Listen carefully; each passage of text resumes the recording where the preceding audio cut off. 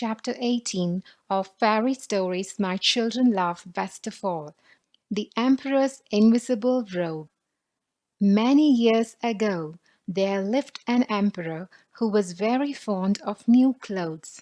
He spent all his money so that he might have a coat for every hour of the day. In the great city in which he lived, it was always very merry. Every day, a number of strangers arrived there.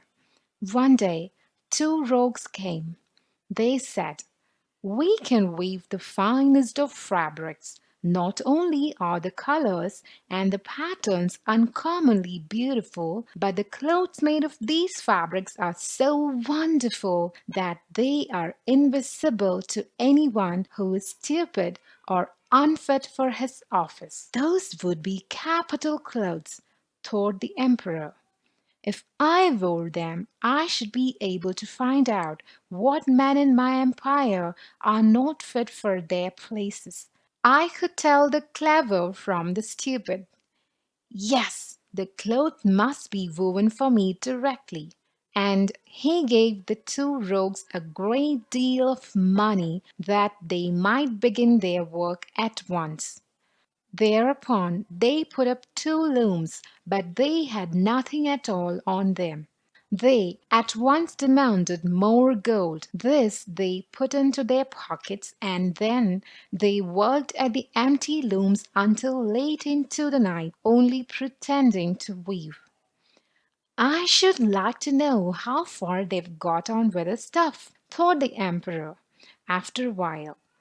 But he felt quite uncomfortable when he thought that those who were not fit for their offices could not see it.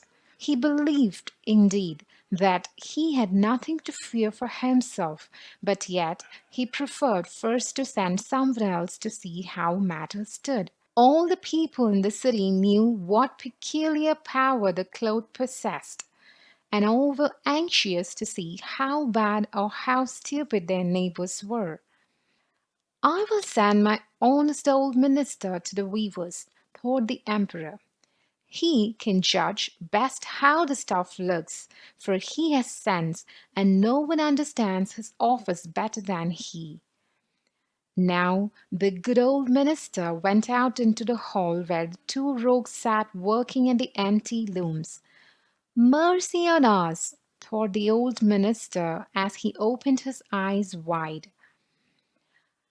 "I cannot see anything at all." But he did not say this. Both the rogues begged him to be kind enough to come nearer, and asked if he did not like the colors and the pattern. Then they pointed to the empty loom, but the poor old minister could see nothing, for there was nothing to see. "Mercy," thought he, "can I indeed be so stupid? I never thought so, and not a soul must know it. Am I not fit for my office? No, it will never do for me to tell that I could not see the stuff."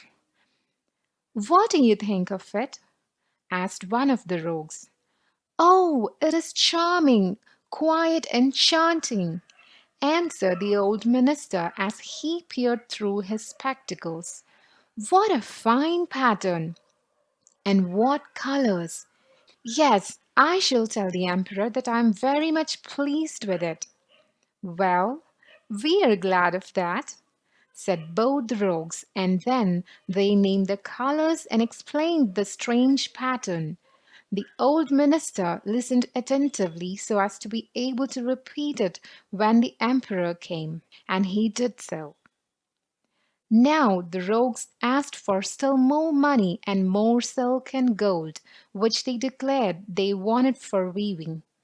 They put all into their own pockets, and not a thread was put upon the loom, but they continued to work at the empty frames as before. The emperor soon sent another honest statesman to see how the weaving was going on and how soon the cloth would be ready. He fared just like the first. He looked and looked, but as there was nothing to be seen except the empty looms, of course he could see no cloth. Is not that a pretty piece of stuff? Asked the two rogues, and they made believe to display and to explain the handsome pattern which was not there at all. I am not stupid, thought the man. It must be that I am not fit for my office. It is strange, but I must not let it be noticed. And so he praised the stuff which he did not see, and expressed his pleasure at the beautiful colors and the charming pattern. Yes, it is enchanting, he said to the emperor.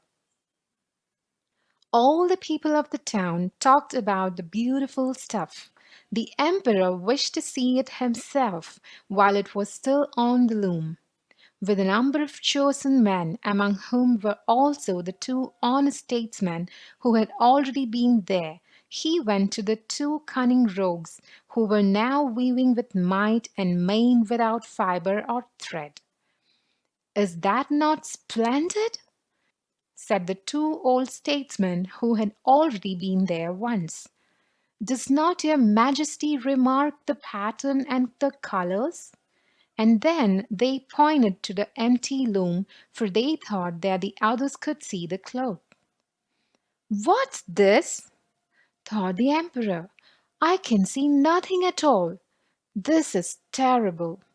Am I stupid? Am I not fit to be the emperor? That would be the most dreadful thing that could happen to me. So, thinking, he said aloud, "Oh, it is very pretty." And he nodded in a contented way and gazed at the empty loom, for he would not say that he saw nothing. The whole company with him looked and saw nothing, any more than he.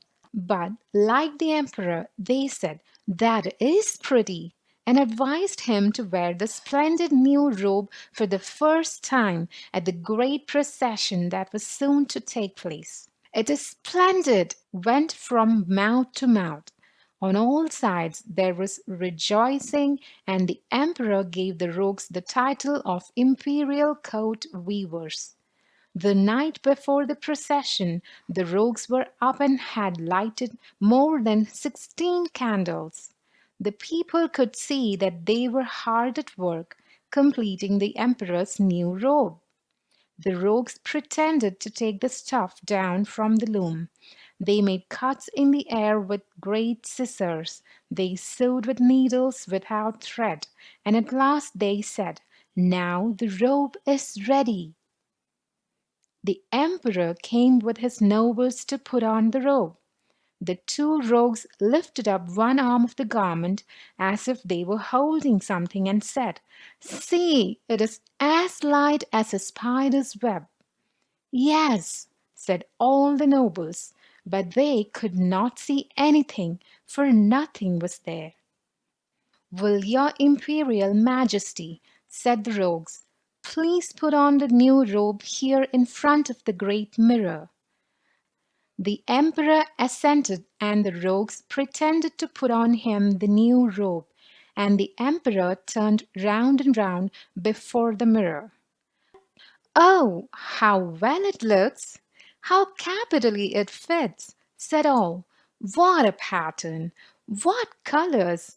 It is a splendid robe!"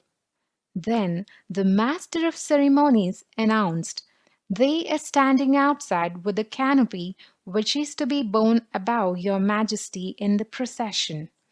"Well, I am ready," replied the emperor. "Does the robe not suit me well?" And then he turned again to the mirror, for he wanted it to appear as if he were greatly pleased. The two chamberlains who were to carry the train stooped down with their hands toward the floor, just as if they were picking up the mantle. Then they pretended to be holding something in the air. They did not dare to let it be noticed that they saw nothing. So the emperor went in procession under the rich canopy, and every one in the streets said, "How handsome is the emperor's new robe! What a train it has! How well it fits him!" No one would let it be known that he could see nothing, for that would have shown that he was not fit for his office or that he was very stupid. No royal robe had ever had such a success as this. But he has no robe at all, a little child cried out.